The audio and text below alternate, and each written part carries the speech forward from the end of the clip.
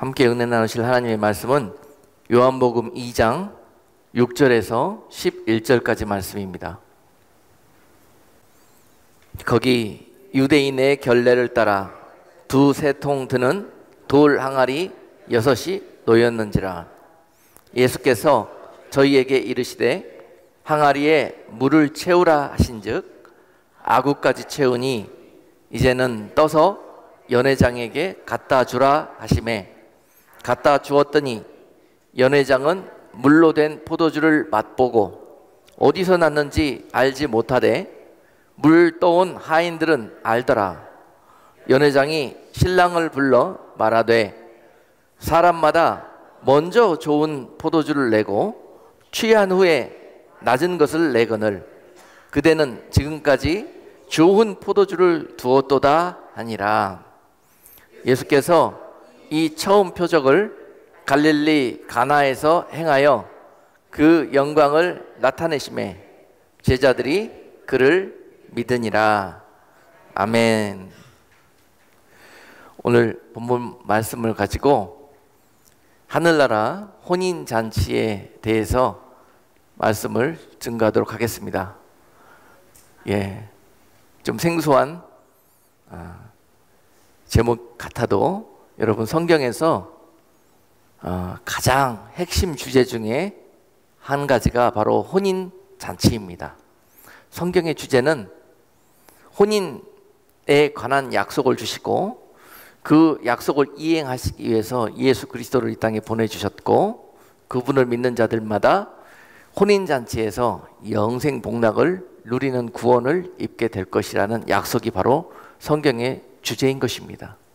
그러므로 예수님과 장차 있게 될 혼인잔치는 성도들의 소망이요 영원한 여러분의 삶의 목표가 되어야 됩니다. 그 영광의 잔치에 내가 주인공이 되어져서 꼭 하나님께서 여러분들이 이 땅에 보내서 그 영광의 주인공으로 부르신 하나님의 뜻을 이루는 그러한 복된 성도들이 되셔야 합니다. 여러분들이 이 땅을 왜 사신다고요? 죄와 허물로 가득한 우리들의 옛 삶을 정리하고 아름다운 신부의 예복으로 갈아입고 그날에 주님 품에 돌아와서 주님의 신부로 영혼 복락을 하나님의 집에서 누리는 그런 성도의 삶, 그것을 위해서 이 땅을 사는 것입니다. 준비되어지는 시간. 여러분 기억하시죠? 혼인잔치에서 영광 받을 자는 극소수입니다. 혼인잔치에 신부가 몇 명이지요? 하나입니다. 혼인잔치에 많은 손이 북적거려도 그 자리의 주인공은 하나입니다. 바로 신부입니다. 신부. 그렇습니다. 여러분 그 영광의 자리는 극히 작은 사람들이 차지하게 될 것입니다.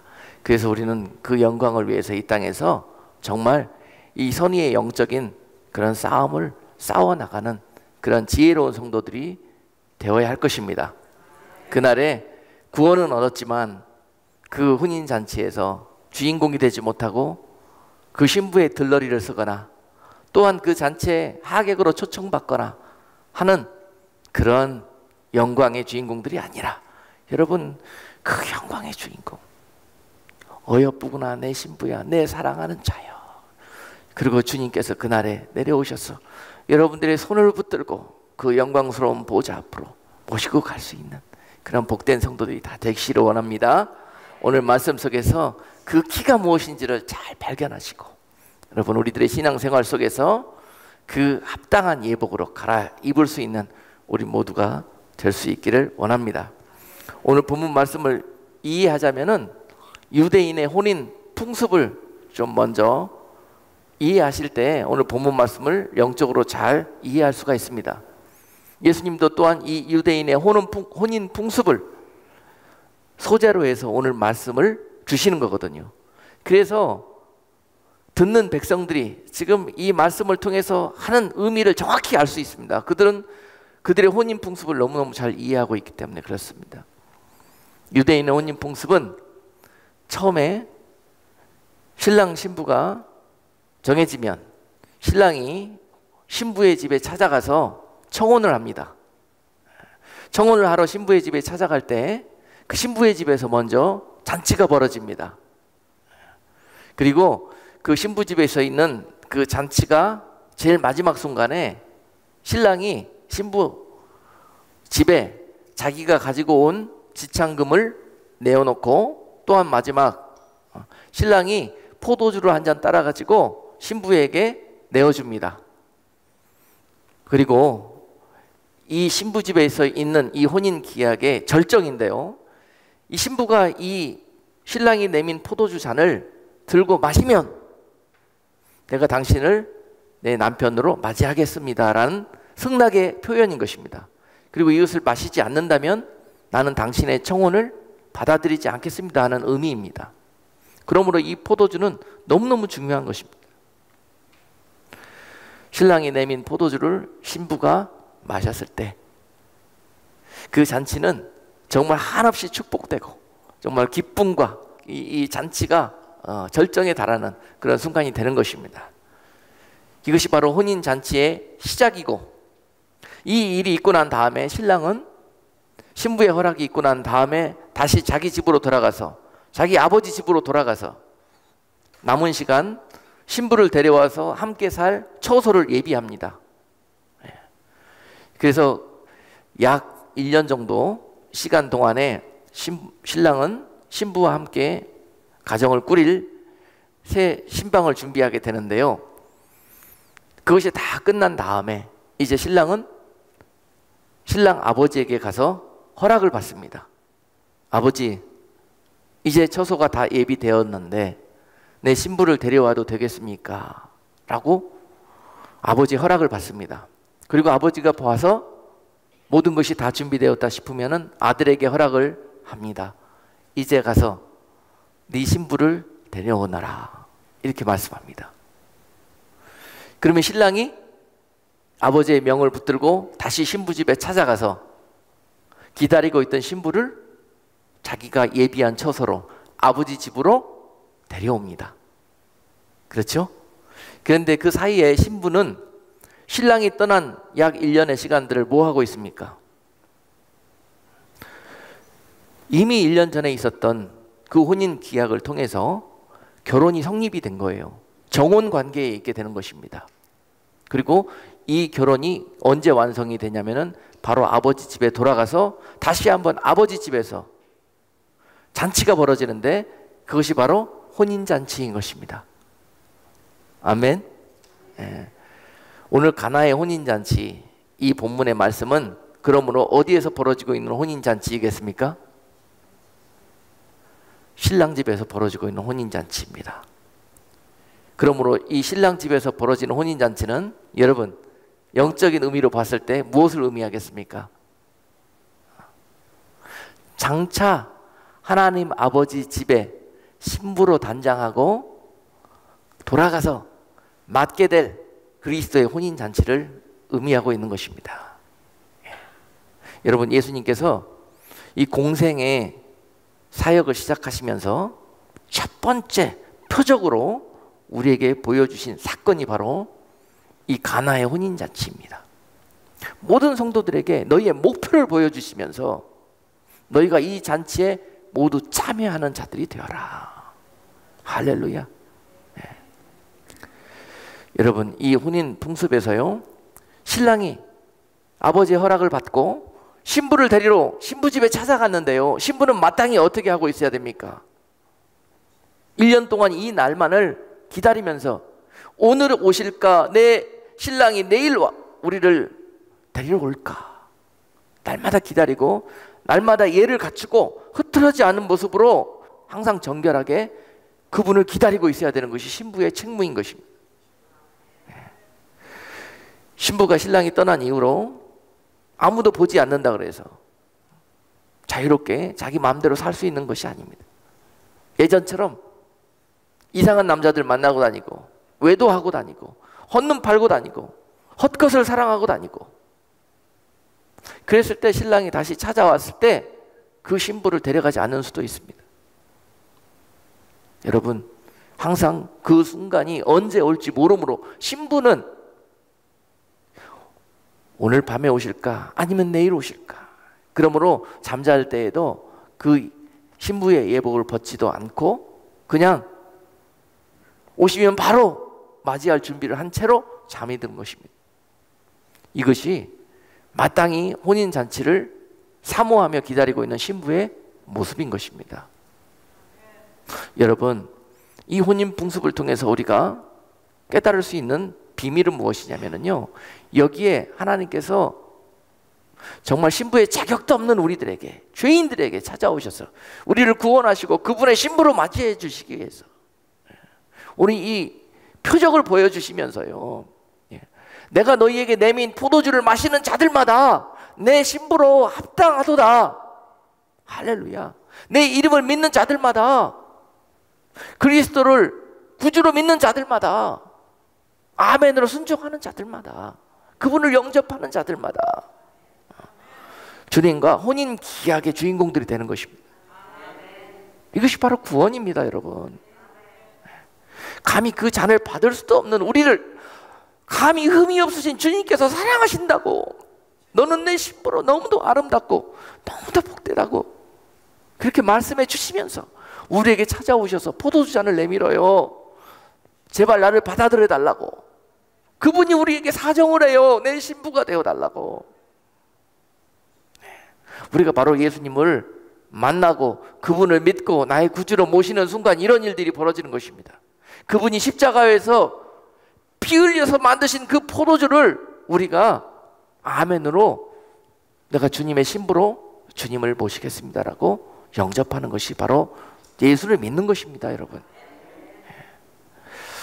그런 자들이 그 이후로 다시 신랑이 돌아가셔서 처소가 예비된 후로 나를 모시러 올 때까지 어떤 삶을 살아야 되겠습니까?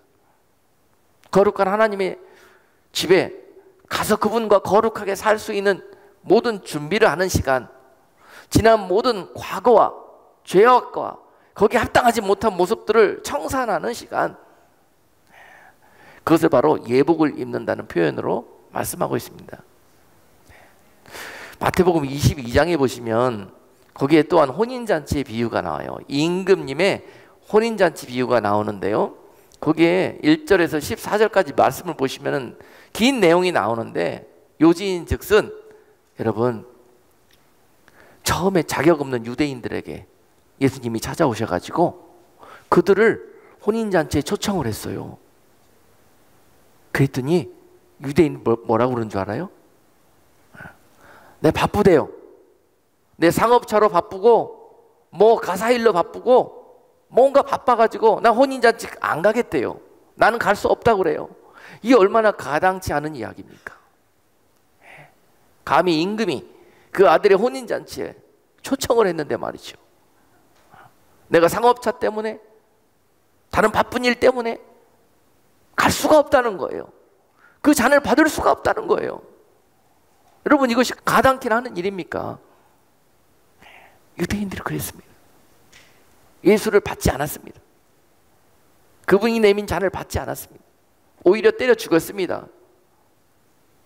그리고 난 다음에 임금이 종들을 내거리에 보내가지고 너희는 가서 이제 아무나 만나는 대로 그 잔을 내밀고 이 잔치에 초청해 오너라. 그랬더니 내거리에 많은 사람들이 왕래함으로 그들에게 가서 전했더니 그들이 혼인잔치에 오더라는 거예요. 그래서 그 잔치에 손이 많게 되었다는 거예요. 그래서 임금이 그 잔치를 보면서 기쁘셨다고 그랬습니다. 아멘. 그런데 임금이 기뻐서 그 혼인잔치에 내려와 보았더니 모인 무리들의 모습이 어떻더냐 봤더니 혼인잔치에 합당하지 않은 모습으로 왔더라는 거예요. 어떤 모습으로? 딱 한 가지 조건이 있었습니다, 여러분.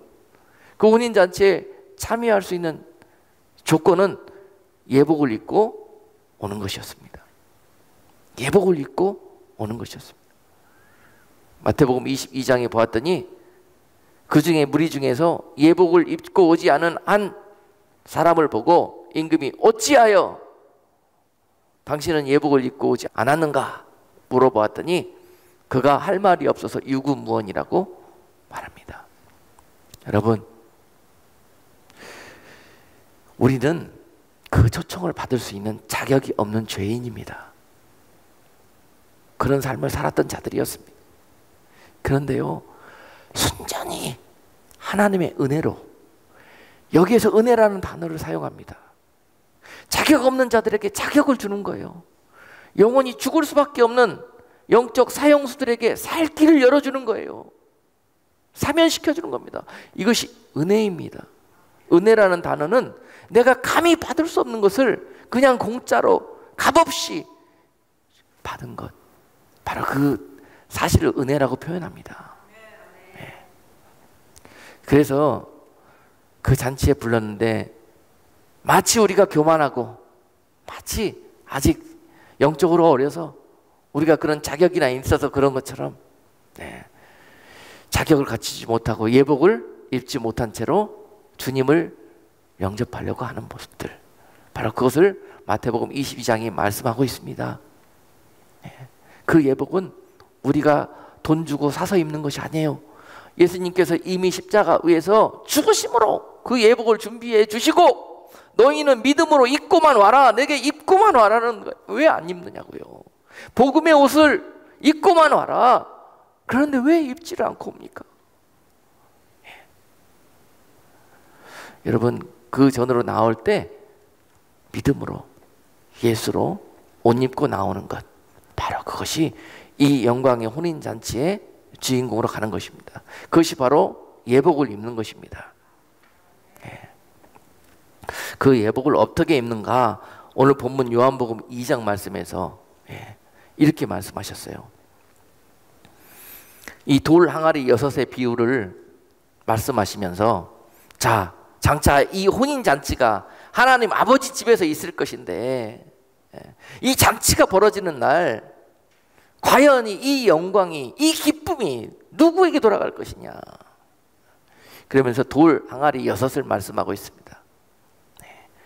여러분, 이 잔치에서 지금 너무너무 경사스러운 혼인이 완성이 되는 이 혼인잔치 아닙니까? 신랑 집에서 벌어지는 이 혼인잔치에서 이 경사스러운 날 포도주가 떨어져 버렸어요. 그래서 많은 사람들이 모였는데 이제 대접할 방법이 없습니다. 큰일 났습니다. 예, 그런데 예수님께 부탁이 와가지고 포도주가 떨어졌다고. 예수님께서 항아리에 물을 채우라고 말씀하십니다. 준비된 6 항아리에 물을 채워라, 이렇게 말씀하셔요. 그러고 나서 하인들에게 이 물을 갖다가 떠다 연회장에게 갖다 드려라 말씀합니다. 그리고 연회장이 그 물을 맛보고 이렇게 말합니다. 어찌하여 많은 사람들은 좋은 포도주를 먼저 내놓고 나중에 객들이 다 취하면 그때 품질이 낮은 포도주를 내어놓는 것이 일반 상식인데, 당신은 처음에 내었던 포도주보다 더 귀하고 품질 좋은 포도주를 내어놓는 거. 연회장이 이렇게 그 물을 맛보고 품질 좋은 포도주라고 이야기하는 거예요. 그것을 갖다 준 하인들이 이 사실을 보고 기가 찰노릇입니다. 나는 물을 갖다 드렸는데 어찌 맛있는 포도주라고 말씀하시는 거예요. 여러분, 오늘 물이 포도주가 되는 그런 놀라운 역사가 벌어지는데, 그 키가 오늘 본문에서 항아리 안에 담겨 있습니다. 항아리 안에서 도대체 무슨 일이 벌어졌기 때문에, 무슨 일이 벌어졌기에 이런 놀라운 일들이 벌어졌습니다. 항아리가 6이 노아였지요. 항아리 6은 우리의 6이라는 숫자는요, 인간적이고 세상적인 숫자를 의미합니다. 그래서 666이라고 그러잖아요. 그래서 6, 영과 혼과 6이 육적인 상태, 그걸 666이라고 합니다. 이것이 장차 혼인잔치에 예비된 신부로 여러분들이 준비되기 위해서는 666으로 이 세상에 살았던 내가 777로 변화되는 그런 놀라운 일들이 이 땅에서 벌어질 때, 여러분 육신의 항아리들이 이 땅에서 666으로 살았던 내가 777로 변화된 삶을 살게 되었을 때, 그때 여러분들이 이 잔치에 합당한 예복을 준비하는 것입니다. 놀라운 일들이 벌어져요. 지금까지 내 666에 속했던 삶은 육적이고 육적인 죽을 수밖에, 망할 수밖에 없었던 삶을 살았던 내가 하나님의 은혜로 말미암아, 하나님이 하나를 더하여 주시고 은혜를 더하여 주시는 걸로 말미암아 내 영과 혼과 육이 영적인 사람으로 바뀌어져서 777의 그런 성도로 변화되어서, 이것이 바로 666은 세상의 표요, 마귀의 표, 짐승의 표지만 777은 하나님의 백성의 표식인 것입니다. 장차 이 하나님의 나라에서 우리가 살아갈 그러한 시민권을 상징하는 거예요. 우리의 영과 혼과 육이 주님 오실 때 점도 없이 흠 없이 보존되기를 원한다고 말씀하셔요. 바로 그것이 예복으로 갈아입는 것입니다. 666이었던 우리들의 삶이 777로 변화되는 놀라운 일들이 오늘 항아리에서 벌어졌던 것처럼 우리 육신의 삶, 항아리 6이 차였던 물이 말씀으로 채우고 하나님의 은혜로 채우고 그 물은요 하늘로부터 오는 것입니다. 예수님께서 십자가에서 여러분들을 살리시고 여러분들을 변화시키기 위해서 준비한 물, 바로 그 생수, 생명수, 말씀, 사랑, 은혜, 능력, 이 모든 것들을 다 포함하고 있습니다. 이런 것들을 여러분들 육신 안에 담고 또 담아서 어디까지요? 머리 끝까지, 악어까지 채워넣으라는 거예요. 우리 안에 육의 모습들이 아직도 채우고 말씀으로 다스려도 여러분 반까지는 채우기 쉬워요. 여기까지도 채울 수 있어요. 그런데 완전히 우리의 육적인 그런 모습들이 질로 변하는 이 악어까지 채워졌을 때 이런 놀라운 변화가 기적과 같이 일어난다는 것입니다. 우리 이 항아리에서 물이 포도주로 변하게 되었던 키는 어디에 있는 것이냐? 바로 아구까지 채워졌던 그런 놀라운 순종에 바로 이런 기적으로 하나님께서 역사해 주셨던 것입니다. 할렐루야. 여러분 아직도 우리들의 삶 속에서 비록 교회는 다니고 예수님은 영접하고 그런 삶을 살고 신앙생활도 하고 계시지만 여전히 내 영과 혼과 몸과 삶은 육적이고 이런 삶을 살고 싶은 내 뿌리, 근본, 내 죄성, 내 한 맺혀 있는 것들, 내 과거에 찌들려서 눌려있는 그런 것들, 바로 이런 것들이 우리로 물을 아구까지 채우지 못하도록 하는 것들이고, 또 이것들 때문에 우리들의 삶의 믿음의 능력이 나타나지 않는 것입니다. 여러분, 많은 사람들이 오늘 이 말씀 속에서 진정코 주님께서 우리에게 원하시는 것이 무엇인가 하는 것들에 귀 기울일 수 있는 그런 귀한 시간들이 되기를 원합니다. 여러분 쉽지가 않습니다. 물을 아구까지 채운다는 것은요, 동아리 하나, 두 개, 세 개는 채울 수 있어요. 그러나 6개 전체의 물을 가득 채우는 것은 쉽지가 않습니다. 주님을 신뢰하고 주님을 사랑하고 주님을 인정하는 자가 이 말씀에 순종할 수가 있는 것입니다. 여러분 보십시오. 하인들 입장에서 아니 지금 포도주가 떨어졌는데 왜 우리 주님은 우리에게 항아리에 물을 채우라고 그러나, 빨리 포도주를 어떻게 구해올 그런 비책을 말씀해 주셔야지 왜 쓸데없이 항아리에 물 채우라고 그러나, 이렇게 생각할 수가 있단 말이에요. 이런 우리들의 상식과 이성이 하나님의 말씀을 순종하지 못하게 가로막는 바로 장애물인 것입니다, 여러분. 그러나 오늘 하인들은 어떻게 했습니까? 아직 예수님이 세상에 기적을 행하시지도 않고 메시아인 것을 사람들이 모릅니다. 그런 상태일지라도 이 하인들이 예수님의 말씀을 듣고 그들이 조건 없이 계산 없이 순종했습니다. 불을 채웠습니다. 이렇게 급하고 이렇게 바쁘고 정말 곧 있으면 잔치가 완전히 엉망돼 버릴 그런 판인데도 불구하고 여러분 말씀에 순종해서 그물을 내리는 거예요. 이 놀라운 순종이 오늘 이런 일들을 만드는 것입니다. 이 하인들은 여기서 끝나는 것이 아니라 이제 예수님께서 이제 그 물을 갖다가 연회장에 갖다 줘라. 지금 연회장이 찾는 것은 무엇입니까? 포도주를 찾고 있지 않습니까? 그런데 예수님께서 어찌하여 물을 떠다가 그분에게 갖다 주라는 것입니까? 여러분 같으면 이걸 이해를 할 수가 있습니까? 이 명령을 순종을 할 수가 있습니까? 아니 예수님, 이거 떠다 줬다가 내가 무슨 망신을 당하라고요? 이거 떠다 줬다가 내가 무슨 화를 당하라고요? 지금 급하고 화가 나 있는데 내가 이거 갖다가 화에 기름을 붓는 격이 아닙니까?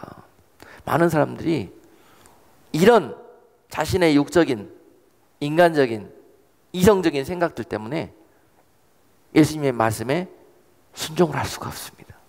그래서 육의 삶을 사는 거예요. 그래서 내가 생각하는 대로, 내가 판단하는 대로 결정하고 그렇게 행동하면서 삽니다. 분명히 교회에서 말씀은 그렇게 배웠는데 그렇게 하자니 엄청난 대가가 따릅니다. 하나님께서 모세에게 네가 들고 있는 그 막대기를 바다를 향해서 내밀라고 그럽니다. 모세가 그 말씀에 순종해서 그 막대기를 바다를 향해서 내밀었습니다. 그럴 때 무슨 일이 벌어졌죠? 바다에 물이 갈라졌습니다. 여러분 그들이 지금 원하는 것은 무엇이었습니까?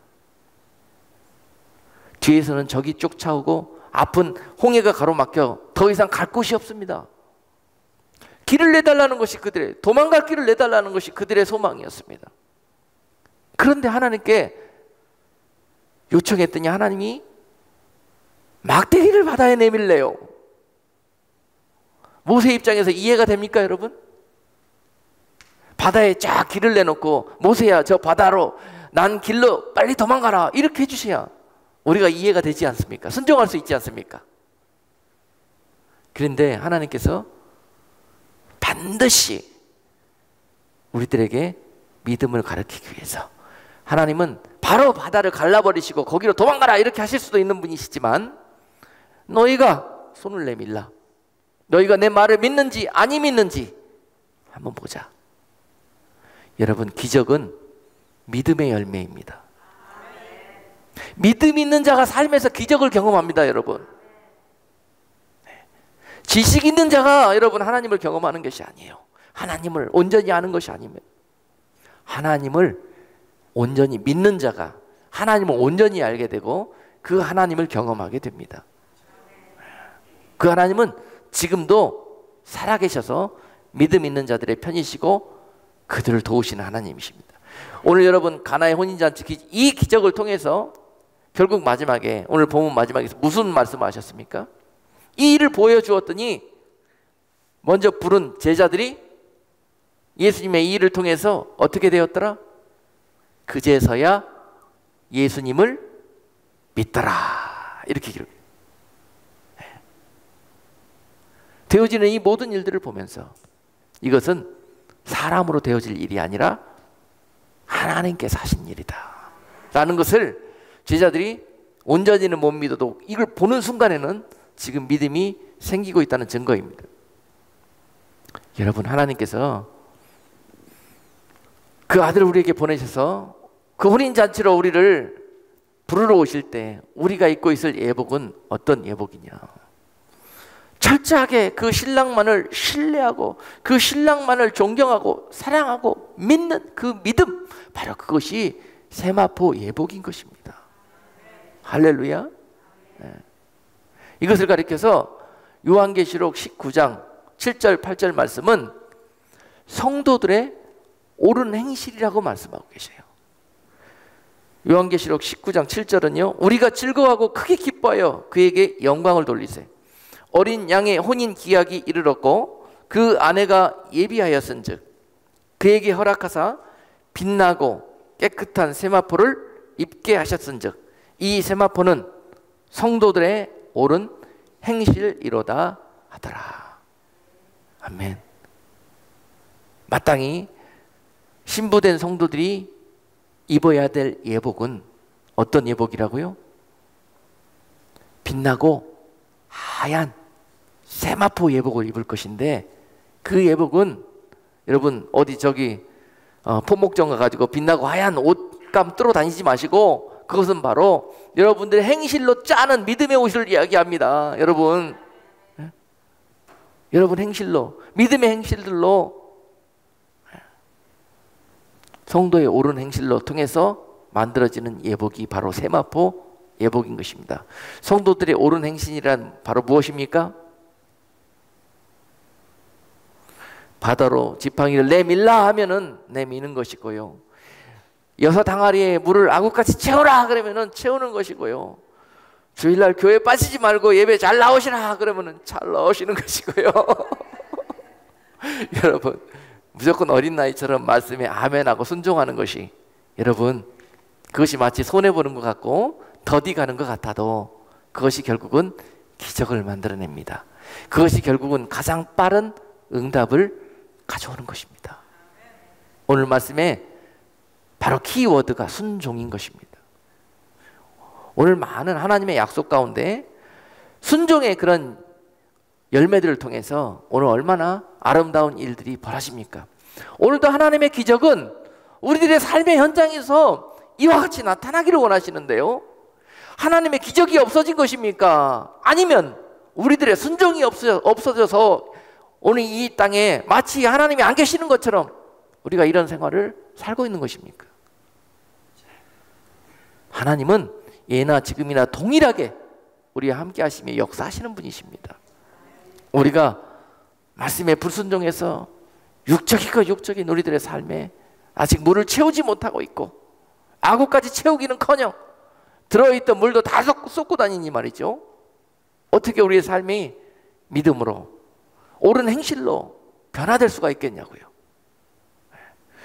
오늘 여러분, 이 영광이 얼마나 귀하고 복된지, 오늘 이 약속을 통해서 받을 영광은 잠깐 머물 이 땅에서의 영광과는 좋게 비교할 수가 없고, 이것은 영원토록 여러분들에게 주어질 영광의 면류관인 것입니다.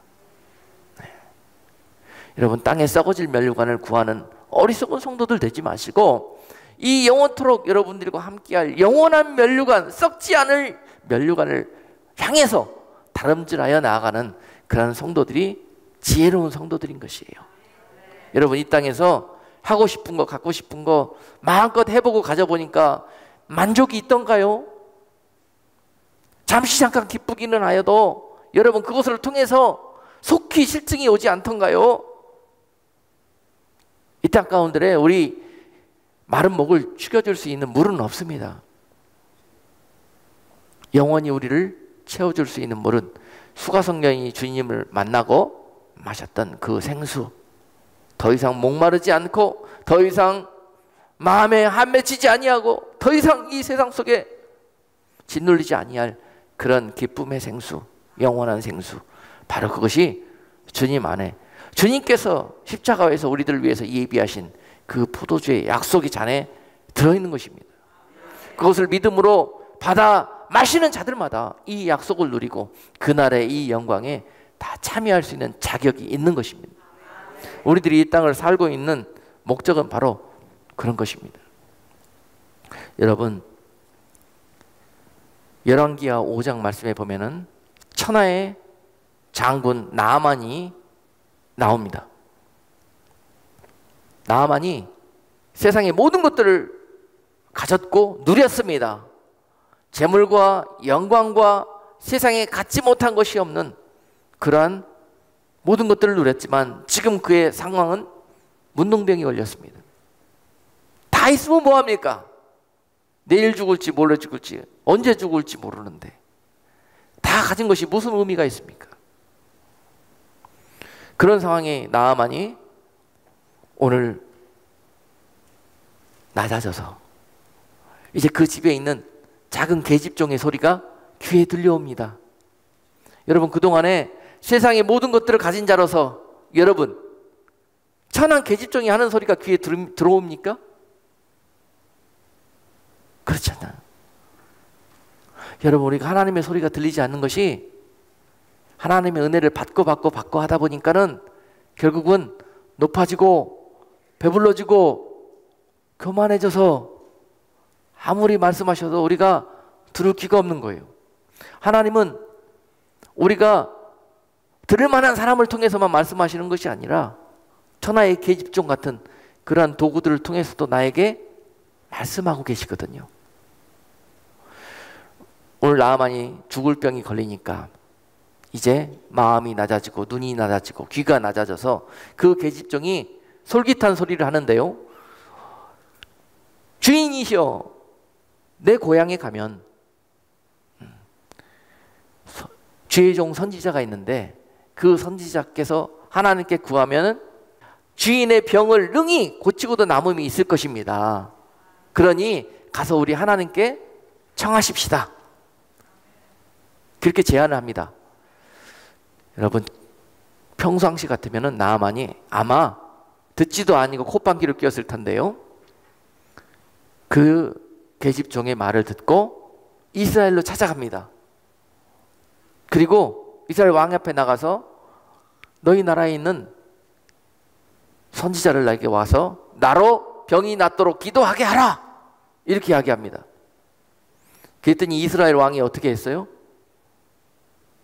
발발발 떱니다. 아람 나라 군대 장군인 이 나아만이 세계를 통치하는 이 권력을 갖고 있거든요. 아니, 이 자가 와가지고 감히 얼토당토하는 말을 하는 거예요. 아니, 세상에 누가 문둥병을 고칠 수가 있다고 지금 와서 문둥병을 고쳐내라고 하는 것인가? 괜히 우리나라에 와서 왕인 나에게 시비를 붙여가지고 고치지 못하면은 나에게 해를 가하고자 이렇게 하는 것이 아닌가? 왕이 옷을 찢고 사시나무 떨듯이 두려워 떱니다. 천하의 믿음의 나라 이스라엘 왕이 그렇게 되었습니다.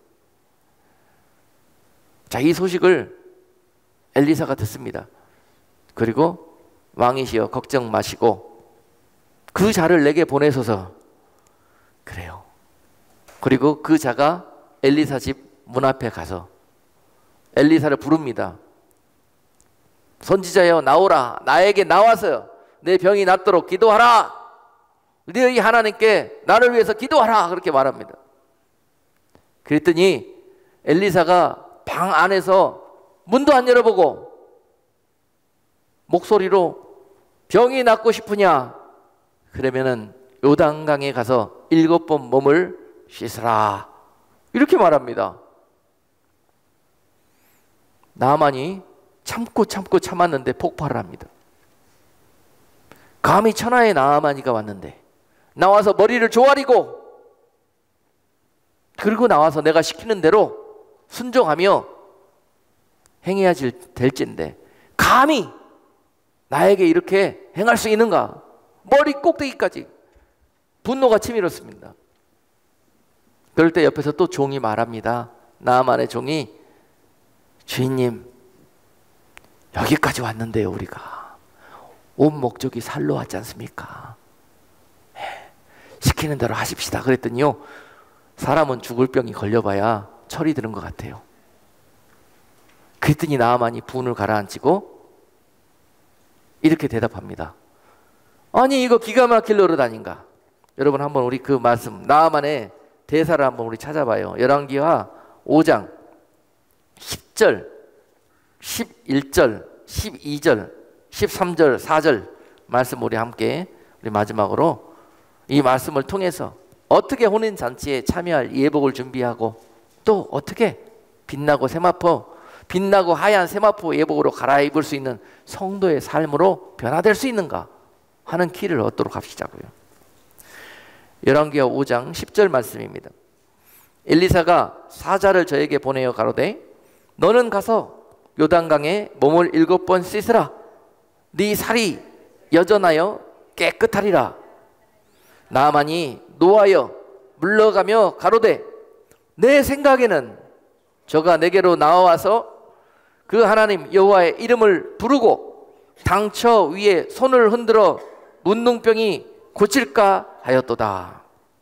다메섹 강 아마나와 바르발은 이스라엘 모든 강물보다 낫지 아니하냐? 내가 거기서 몸을 씻으면 깨끗하게 되지 아니하랴 하고 몸을 돌이켜 분한 모양으로 떠나니 그 종들이 나와서 말하여 가로되 내 아버지여 선지자가 당신을 명하여 큰 일을 행하라 하였다면 행치 아니하였으리까 하물며 당신에게 이르러 씻어 깨끗게 하라 함이리까. 나아만이 이에 내려가서 하나님의 사람의 말씀대로 요단강에 7번 몸을 잠그니 그 살이 여전하여 어린 아이의 살 같아서 깨끗하게 되었더라. 기적이 일어났습니까? 안 일어났습니까? 문둥병이 나았습니까? 안 나았습니까? 당시에 세상의 모든 것들을 가졌어도 문둥병은 나을 수가 없었습니다. 무엇 때문에 나았습니까? 그의 순종 때문에 나았습니다. 그러면 왜 문둥병에 걸렸습니까?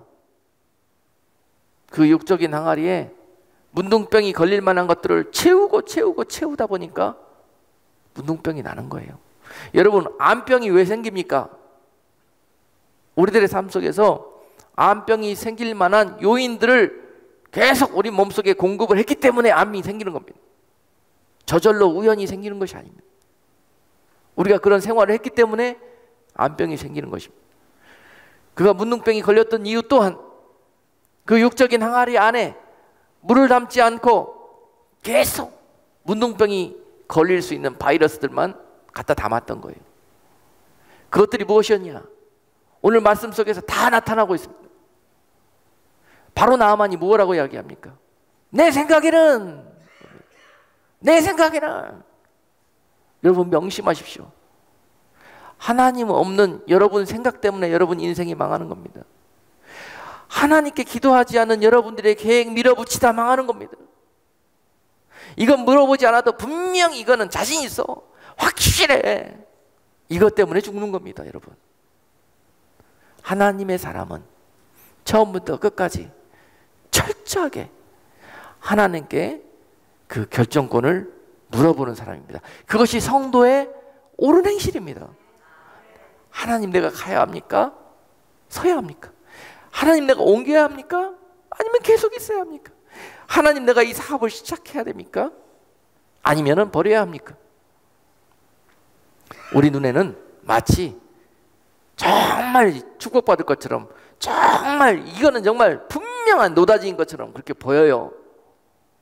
누가 합니까? 그거를 누가 보장해 줄 수가 있습니까? 내가 한 거 아닙니까? 내가 보기에 그렇다는 거 아니에요. 오늘 나만도 그랬습니다. 내 생각에는 내가 요단강에 가서 몸을 잠궈서 문둥병이 나을 것 같았으면 내가 여기까지 왜 찾아오냐? 우리나라에 가면, 다메섹에 가면 좋은 약수물과 병 낫는 그 물들이 얼마나 많이 있는데, 온천수들이 여기까지 와갖고 요단물 똥물이라고 정말 소문났잖아요. 더럽고 지저분하다고. 그 물에 들어갔다가는 야, 문둥병이 낫기는커녕 더 막 악화되겠다. 내 생각에는 그렇게 된다는 거예요. 그런데 네가 왜 나한테 그걸 들어가라고 그러냐? 그냥 속에 분이 나고 당장 가서 쳐 죽이고 싶은 거예요.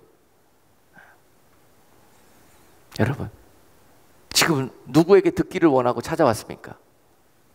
하나님께 이 치유의 키를 듣기 위해서 찾아온 거 아닙니까? 그 키가 오늘 주의 종을 통해서 네가 요단강에 7번 들어갔다 나오는 것이라고 이야기했어요. 그런데 그 응답을 우리가 왜 순종 못하는 거예요? 내 생각 때문에. 하나님이 아무리 응답을 주시고 아무리 길을 내주셔도 내 생각이, 내 기존에 찌들려 있는 내 삶이, 내가 내 인생 살면서 축적된 나만의 그 생각들이, 여러분, 우리 인생 경험이라고, 경륜이라고 그러잖아요. 이런 것들이 결정적으로 하나님의 일들을 막아서는 수가 많습니다. 그런데 나아만이 그나마 죽을 병 걸리니까 겸손하게 돼가지고요, 이제 옆에서 종이 충고하는 소리도 들어요. 그래, 어차피 죽을 것 들어갔다 나오자. 그래요.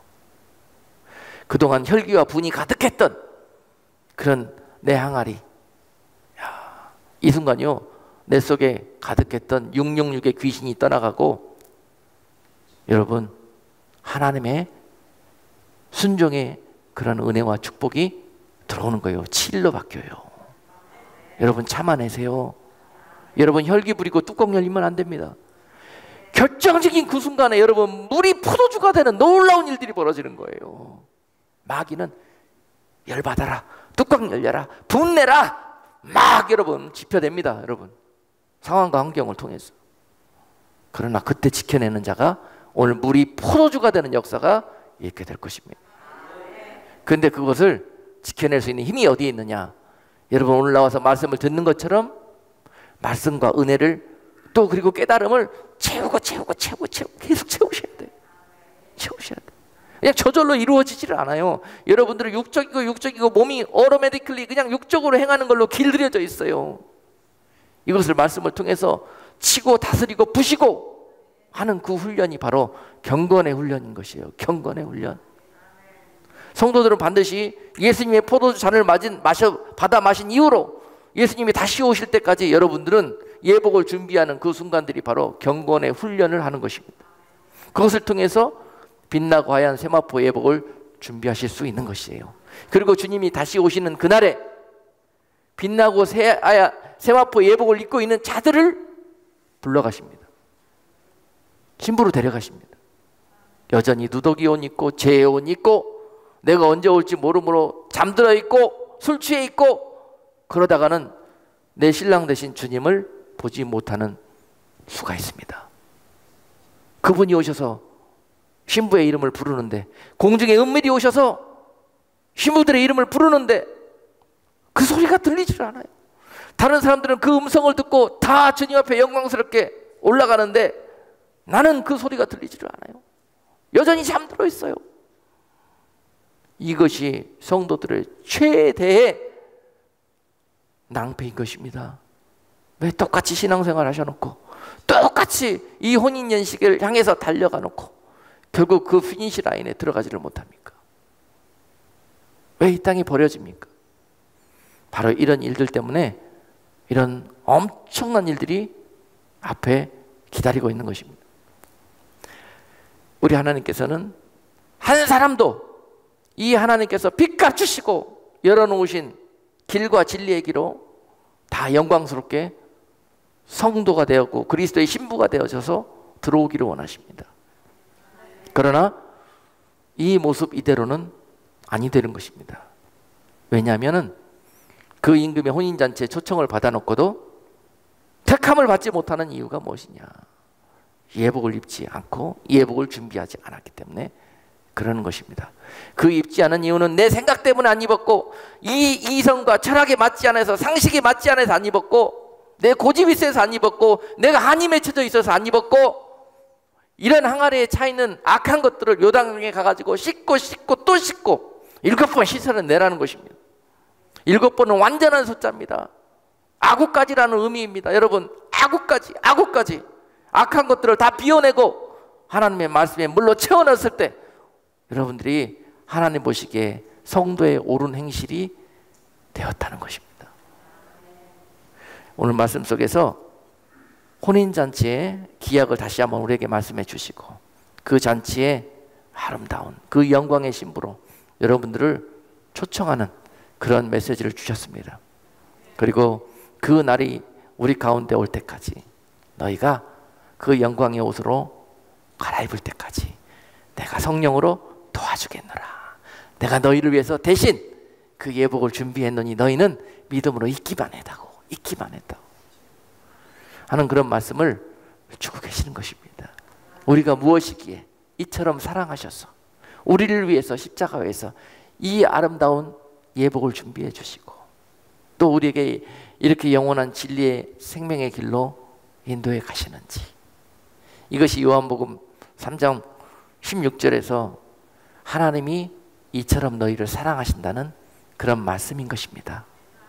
오늘 이 약속의 말씀에 주인공들이 다 되셔서 한 사람도 빠짐없이 모두 다 이 영광에 참여할 때 마치 마태복음 25장에서 혼인잔치의 문이 닫히고 밖에서 문이 열어달라고 그때서야 소리치는 미련하고 지혜 없는 처녀들 되지 마시고 여러분 기름 등불 꺼지지 않도록 충분한 기름을 예비하시고 그날에 영광스럽게 주님을 맞이하는 복된 성도들 다 되시기를 주님의 이름으로 축복합니다.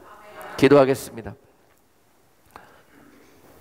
고마우신 하나님, 감사합니다.